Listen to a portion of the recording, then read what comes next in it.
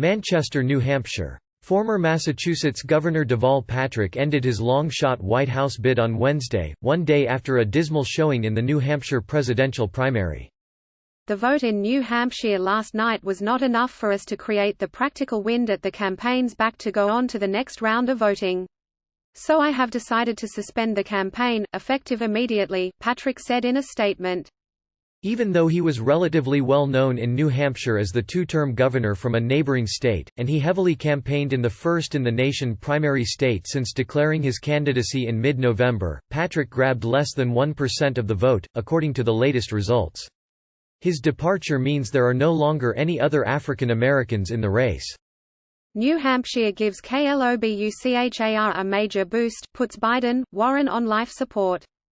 The former governor mulled launching a presidential campaign in 2018, assembling a team of advisors and enjoying the backing of some of former President Barack Obama's top political aides. But at the end of 2018, Patrick announced he wouldn't run, pointing to the cruelty of our elections process as well as his wife's diagnosis with uterine cancer. But 11 months later, after his wife was cancer-free, he launched his campaign late in the 2020 cycle. Patrick repeatedly pushed back against the media narrative that he declared his candidacy for the White House too late to successfully compete. In his announcement that he was dropping out, Patrick emphasized that many in the media have noted that I entered the race late. As a direct and limiting consequence, I've met many people on the campaign trail who lament how they wished I had entered the race sooner. As I hope you know, I entered this race when I could, and not a moment before I should have.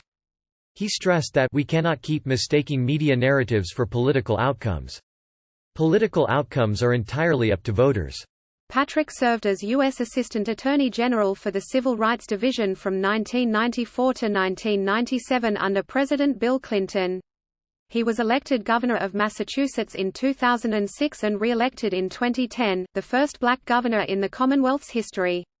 The latest from Fox News on the 2020 presidential campaign. After leaving office in 2015, Patrick took a job with Bain Capital, the Boston-based private investment firm that became a liability to Mitt Romney, Patrick's predecessor as Massachusetts governor, during Romney's 2012 presidential campaign.